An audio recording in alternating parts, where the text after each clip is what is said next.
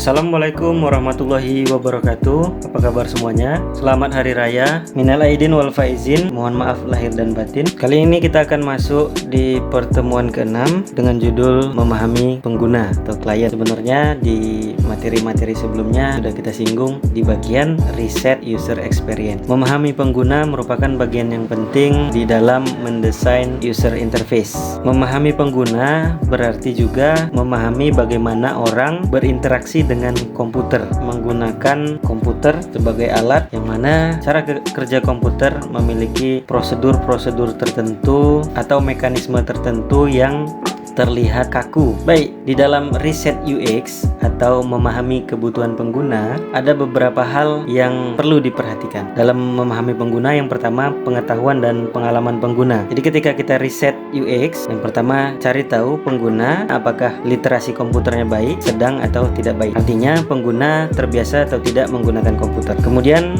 pengalaman sistem. Contohnya kalau kita mahasiswa atau dosen sebagai pengguna atau klien kita udah tahu bahwasannya untuk kalangan tertentu sudah mengenal yang namanya sistem, apakah dia pengalaman sistemnya tinggi, sedang, atau rendah. Yang ketiga, pengalaman aplikasi. Jadi kita harus riset pengalaman aplikasi pengguna ya, misalkan untuk game. Tentu saja kalau game itu biasanya digandrungi oleh orang yang mahir menggunakan komputer. Kemudian pengalaman tugas. Selanjutnya ada sistem yang lain yang digunakan. Nah, kalau ada sistem yang dikembangkan, bisa belajar dari sistem yang sudah ada gitu. Jadi budaya yang ada di sistem yang lama bisa diadopsi ke dalam sistem yang baru. Kemudian pendidikannya. Jadi aplikasi ini ditujukan kepada siapa? Apakah tadi mahasiswa, dosen, ya, dan lain sebagainya. Tingkat membaca. Kalau calon penggunanya nggak suka membaca, maka aplikasinya juga tertuju kepada pengguna yang seperti itu. Kemudian keterampilan mengetik.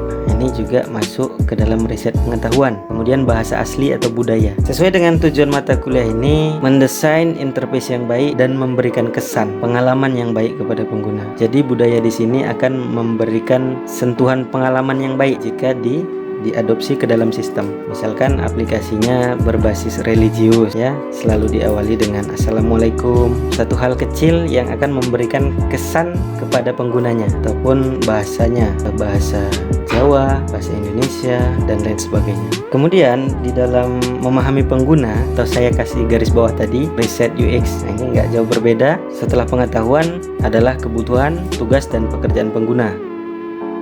Baik, selanjutnya memahami kebutuhan pengguna dari segi psikologi pengguna atau karakteristik dari penggunanya. Yang pertama sikap penggunanya bagaimana? Apakah penggunanya penyabar, santai, ataukah perfeksionis misalkan. Kemudian motivasi, rendah, sedang, atau tinggi dalam menggunakan aplikasi. Kemudian ada kesabaran. Selanjutnya ada harapan, tingkat stres, dan gaya kemampuan berpikir. Jadi di dalam mendesain antarmuka juga dimasukkan unsur intelektual di dalamnya. Baik, memahami kebutuhan pengguna yang selanjutnya adalah fisik pengguna atau karakteristik fisik dari penggunanya. Seperti yang sudah pernah kita bahas sebelumnya di pertemuan-pertemuan sebelumnya. Yang pertama ada umur. Aplikasi ini didesain interface-nya untuk umur, apakah anak-anak, parubaya, tua, disesuaikan karena keinginan warna misalkan untuk anak-anak, remaja, dan orang dewasa tentu saja berbeda. Yang kedua jenis kelamin.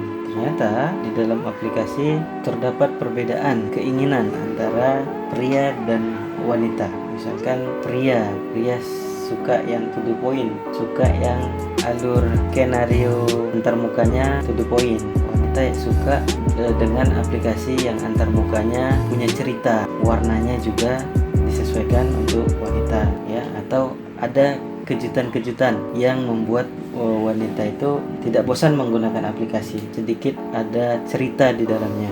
Kemudian ada handedness atau penggunaan tangan kiri, tangan kanan, atau keduanya. Ini kalau kita berbicara aplikasi, kita berbicara game, nah ini cocok. Kemudian disabilitas, bagaimana aplikasi ini bisa juga mendukung penyandang disabilitas. Oke, terima kasih sudah menonton video ini. Lebih dan kurang saya mohon maaf. Untuk latihannya bisa dijawab melalui kolom komentar YouTube. Pertama, sebutkan pendapat Anda kalau gagal dalam memahami kebutuhan pengguna. kira-kira aplikasinya nanti gimana? Membingungkan, membosankan? Sebutkan pendapat Anda kalau aplikasi itu nggak match dengan sasarannya. Kemudian simpulkan menurut bahasa Anda sendiri, bahasa yang simpel, bagaimana memahami pengguna dari segi pengetahuan, pengalaman. Gitu juga bikin kesimpulan sendiri, memahami pengguna melalui segi psikologi. Yang terakhir dari segi fisik pengguna. Baik, terima kasih sudah menonton video ini. Jangan lupa di like, komen, dan subscribe. Saya tutup. Wassalamualaikum warahmatullahi wabarakatuh.